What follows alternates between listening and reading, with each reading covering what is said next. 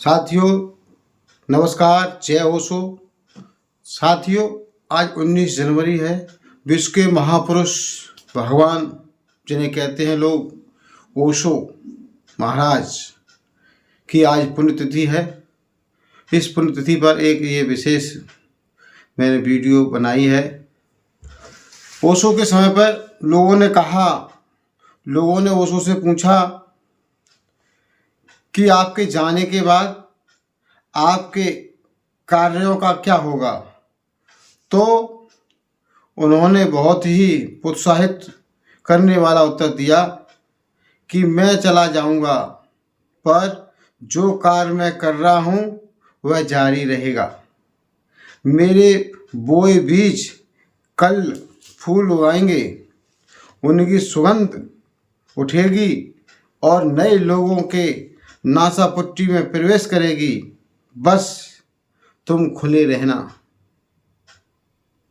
बस एक बार मैं देह मुक्त हुआ तो मेरी चेतना पूरे विश्वव्यापी हो जाएगी।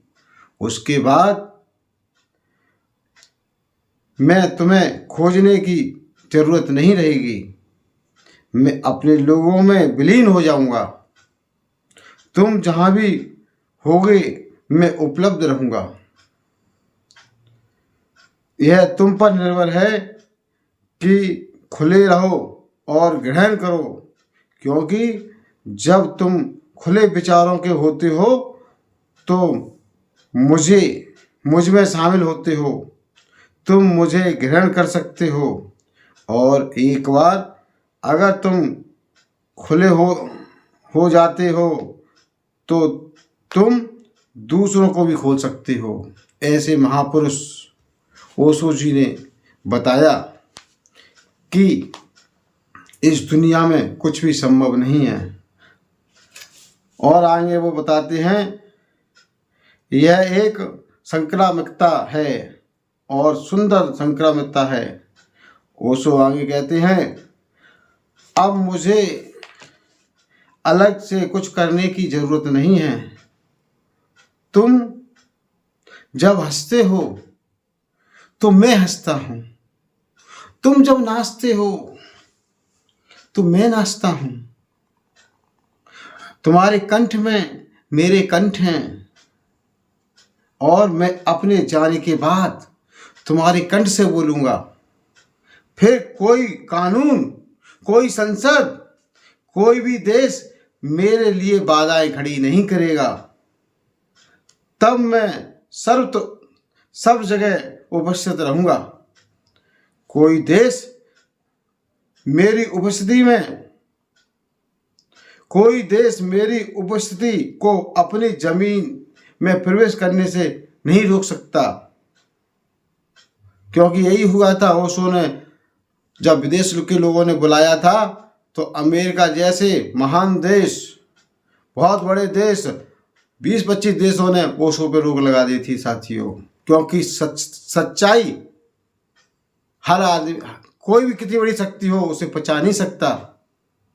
भारत का ये ऐसा एक महान संत हुआ जिसके पीछे विदेशी देश भी पड़ गए थे साथियों। आप पढ़िए ओशो को।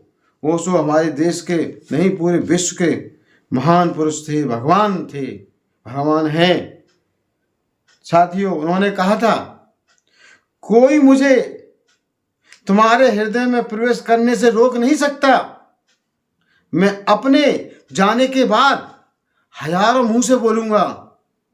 और आज हम देख रहे हैं कि ओशो हजारों मुंह से, हजारों माध्यम से बोल रहे हैं।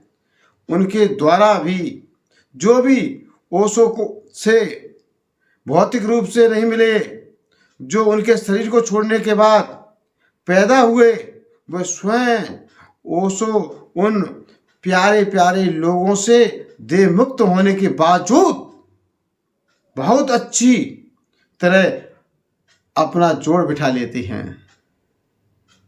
क्योंकि वे ऑडियो से अथवा वीडियो से, प्रवचनों से, पुस्तकों से के अतिरिक्त अपना एक आवा मंडल चारों तरफ हवाओं में बिखेर देते हैं, जो सैकड़ों वर्षों तक वातावरण को सुवासित बनाए रखने में समर्थ है। इसलिए साथियों, ऐसा होता है कि ओशो को पढ़ने सुनने वाले लोगों को किसी नए गुरु तथाकथित जीवंत गुरु की शरण में जाने की आवश्यकता नहीं पड़ती। ओशो के शिष्य को किसी भी गुरु के पास जाने की आवश्यकता महसूस नहीं होती। यह ओशो के अमृत को सीधा ही पी जाते हैं और नई पीढ़ी भी यही कार्य कर रही है। इसके सामने जो भी लोग जीवंत गुरु होने का ढोल पीटते हुए आते हैं, वे उन पर हंस देते हैं। चलो चलो आगे बढ़ो, हमें ओशो मिले हुए हैं। यह वही पीढ़ी है जिसके बारे में स्वयं ओशो ने कहा था कि अब मैं हजारों मुंह से बोलूँगा। साथियों, ओशो अमर हो चुके हैं, हमारे बीच शरीर के रूप में नहीं है, लेकिन आज मैं आपको विश्वास दिलाता हूँ, ओशो आज भी सब पूरे विश्व में घूम रहे हैं। उनकी आत्मा महान है,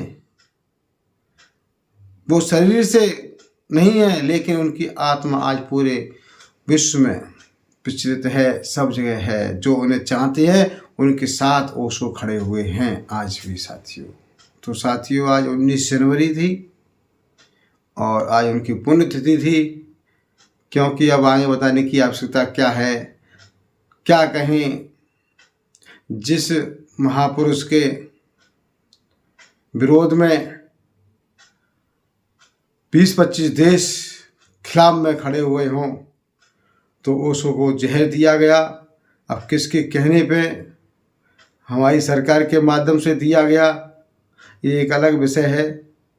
लेकिन ओशो आज भी शरीर के रूप में ना सही, लेकिन हम लोगों के बीच में आज भी मौजूद हैं और हम उसे महसूस करते हैं। मैं रामगोपाल राठौर फिरोजाबाद से, हम महसूस करते हैं और हमें किसी की आवश्यकता नहीं है, हमें ओशो मिले हुए हैं। जय ओशो, जय, नमस्कार, नवोदय।